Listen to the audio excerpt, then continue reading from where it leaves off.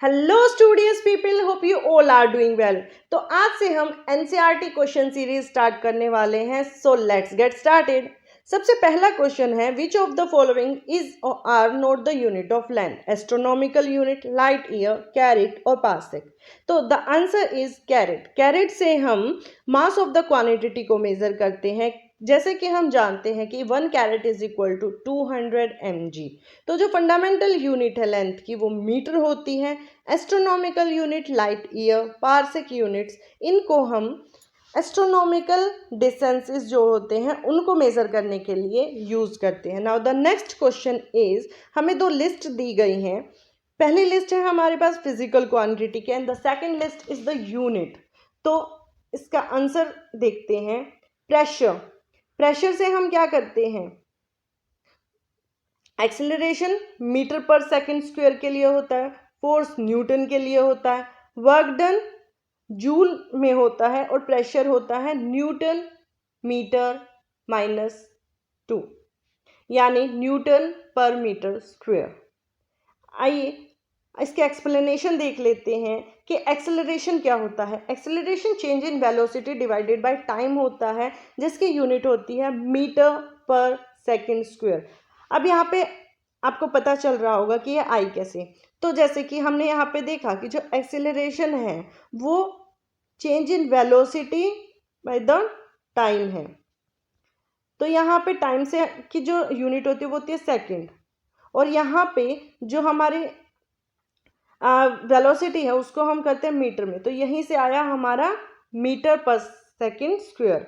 अब force, force को हम न्यूटन में मेजर करते हैं। फोर्स क्या होती है? जब हम किसी ऑब्जेक्ट पर कोई फोर्स लगाते हैं, तो मतलब जो हम उनको या पुश करते हैं, पुल आउट करते हैं, तो जो इंटरेक्शन हो रही है दो ऑब्जेक्ट के बीच में, उस इंटरेक्शन को ही फोर्स बोला जाता है। वर्क डन, वर्क डन जो होता है उसको हम जूल में मेजर करते हैं। जब किसी काम को किया जाता है तो एक एनर्जी रिलीज करते हैं हम, यानी हमारी एनर्जी लगती है। तो जितना हम काम करते हैं उतनी ही हमारी एनर्जी लगती है, यानी हमारी एनर्जी की और हमारे वर्क की दोनों की ही यहाँ पे क्या है? यूनिट सेम है, that is the joule. Pressure, pressure जो होता है उसको पास्कल कहा जाता है या फिर न्यूटन पर मीटर स्क्वायर। प्रेशर जो होता है वो किसी भी ऑब्जेक्ट पर जब हम फिजिकल फोर्स अप्लाई करते हैं उसी को प्रेशर कहा जाता है। Now the next third question is, which of the following statement is correct? Here is the 4 points. Mole is the fundamental unit of amount of substance. Unit of electric current is coulomb. The fundamental unit of time is R. In SI unit temperature is measured in Celsius. So यहाँ पे जो हमारा correct option है वो है mole is the fundamental unit of amount of substance, क्योंकि जो electric current की यूनिट होती है वो एम्पेयर होती है, जबकि इलेक्ट्रिक चार्ज को हम कूलम में मेजर करते हैं। टाइम की फंडामेंटल यूनिट यहाँ पे सेकंड होती है, और जो टेम्परेचर की एसआई यूनिट होती है वो केल्विन होती है। आई होप आपको यहाँ तक समझ में आया होगा। Now the next question is, match list 1 with list 2 and select the correct answer from the code given below the list. तो यहाँ पे एक हमें क्वांटिटी की लिस्ट दी हुई है and the second list is our unit. तो आंसर कैसे होगा? जैसे कि अभी हमने पढ़ा था कि जो वेट होता है उसकी जो यूनिट होती है वो न्यूटन होती है, वेवलेंथ की एंगस्ट्रॉम होती है, प्रेशर की पास्कल होती है और एनर्जी की जूल होती है। साथ ही साथ यहाँ पे जूल किस किस की होती है? वर्क की होती है, और किसकी होती है? हीट की होती है। आइए अब नेक्स्ट क्वेश्चन को देखते हैं। तो यहाँ पे हम इसका एक्सप्लेनेशन भी देख ही लेते हैं कि जो वेट होता है, यानी जब किसी ऑब्जेक्ट के ऊपर जो मतलब फोर्स होती है जो अट्रैक्ट करती है टुवर्ड द अर्थ, उसे कहा जाता है वेट। वेट जो होता है वो एक वेक्टर क्वांटिटी होती है। वेक्टर क्वांटिटी कौन कौन सी होती है? जिसमें मैग्नीट्यूड भी होता है, मैग्नीट्यूड के साथ उसमें डायरेक्शन भी होती है। तो यहाँ पे इसकी जो एसआई यूनिट होती है वो होती है न्यूटन। वेवलेंथ वो डिस्टेंस होता है एक वेव के बीच में जो वो एक ऑसिलेशन कंप्लीट करने के लिए जो टाइम लगता है उसको कहा जाता है वेवलेंथ, मतलब कितने 1 सेकेंड में उसने कितना कवर किया है। तो वेवलेंथ जो होती है वो मेजर की जाती है मीटर में, एंगस्ट्रॉम में और नैनोमीटर में। प्रेशर जो होता है वो फोर्स होता है जो परपेंडिकुलरली एक्ट करता है किसी ऑब्जेक्ट के ऊपर। ये एक स्केलर क्वांटिटी होती है। स्केलर क्वांटिटी मतलब इसमें सिर्फ मैग्नीट्यूड होता है, नंबर्स होते हैं। ऐसा यूनिट जो होती है वो उसकी होती है न्यूटन पर मीटर स्क्वायर, और इसको पास्कल भी कहा जाता है। एनर्जी किसी काम को करने की क्षमता, उसको बोला जाता है एनर्जी। जब हम एनर्जी लगाते हैं तो हीट भी निकलती है। तो ये जो एसेंशियल होती है एक मैकेनिकल वर्क को करने के लिए, तो जो ऑब्जेक्ट होता है मतलब एक ऑब्जेक्ट के अंदर कितनी कैपेबिलिटी है उस काम को करने के लिए, उसे ही एनर्जी कहा जाता है, और इसकी यूनिट जो होती है वो जूल होती है। Now the next question is which of the following pair is not correctly matched? Decibel unit of sound intensity, horsepower unit of power, candela unit of luminous intensity, and Celsius unit of heat. तो यहाँ पे साफ साफ दिखाई दे रहा है कि Celsius, अब भी हम पढ़ के आए थे कि सेल्सियस हमारे फ़ारेनहाइट, हमारे केल्विन, ये है क्या करते हैं, टेम्परेचर को नापते हैं। तो यहाँ पे ये हीट को मेज़र नहीं करते। हीट को कौन मेज़र करता है? हीट को जूल मेज़र करता है। आई होप आपको यहाँ तक समझ में आया होगा। अब now the next question is the unit of pressure. Pressure की कौन सी होती है? बार होती है। न्यूटन पर मीटर स्क्वायर होता है, एंड यहाँ पे केजी पर मीटर सेकंड स्क्वायर भी होता है। लेकिन पार्सेक किसके काम आती है? पार्सेक जो होती है वो यूनिट ऑफ डिस्टेंस को मेजर करने के लिए काम आते हैं, और 1 parsec is equal to 3.08 into 10⁻16 metre. I hope आपको यहाँ तक समझ में आया होगा। The next question is consider the following statement about the elastic tape measurement.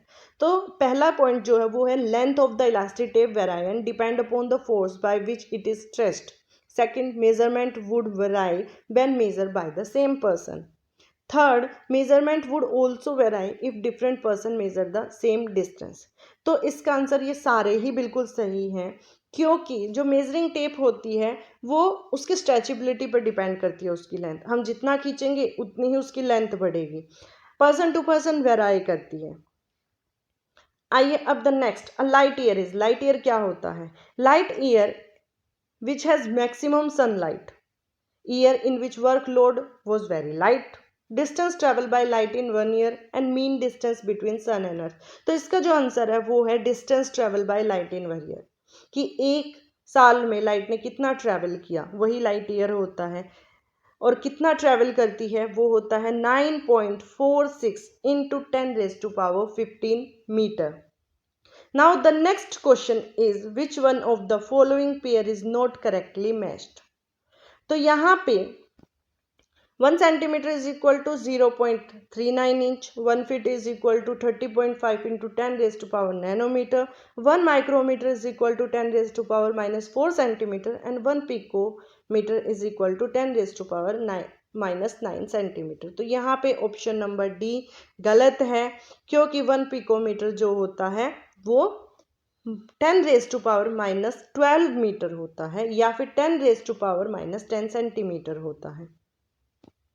I hope आपको यहाँ तक समझ में आया होगा। यहाँ पे इनको कन्वर्जन दिखाया हुआ है कि हमने सेंटीमीटर को इंच में कैसे कन्वर्ट किया, फीट को नैनोमीटर में कैसे कन्वर्ट किया। अब the next question number 10 is, जो कि बीपीएससी प्री में भी आया हुआ है, कि कौन सी क्वांटिटी डजंट हैव यूनिट। तो इसका आंसर है स्ट्रेन, क्योंकि स्ट्रेन जो होती है वो ratio of change in configuration to the original configuration होता है। एग्जाम्पल की मदद से समझते हैं कि जब एक लेंथ होती है सस्पेंडेड वायर की, वो इंक्रीज होती है अंडर एन अप्लाइड लोड, तो जो रेशियो होता है उसकी लेंथ इंक्रीज होने का टू द ओरिजिनल लेंथ, उसे ही कहा जाता है स्ट्रेन, और बाकी सब की यूनिट होती है।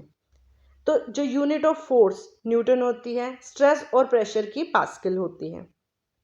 Now the next question is the smallest unit of length। तो ये यूपीपीएससी का क्वेश्चन है, प्री 2005 में आया हुआ क्वेश्चन है ये। तो यहाँ पे जो स्मॉलेस्ट यूनिट होती है लेंथ की वो होती है फर्मीमीटर। तो यहाँ पे आप देख सकते हैं 1 माइक्रोन की 10 raise to power minus 6 metre होती है, 1 नैनोमीटर की 10 raise to power minus 9 metre होती है, एंगस्ट्रॉम की 10 raise to power minus 10 metre होती है, और 1 fermi is equal to 10 raise to power minus 15 metre, जो कि सबसे स्मॉलेस्ट यूनिट है।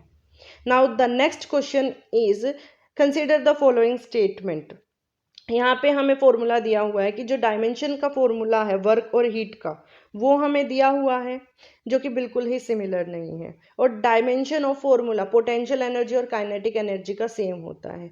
तो इसका आंसर जो है वो है ओनली 2, मतलब सिर्फ दूसरी ही ठीक है, क्योंकि यहाँ पे आपने देखा कि पोटेंशियल एनर्जी का जो डायमेंशन फॉर्मूला है और जो काइनेटिक एनर्जी का वो बिल्कुल सेम है, ml2 पर टी स्क्वायर।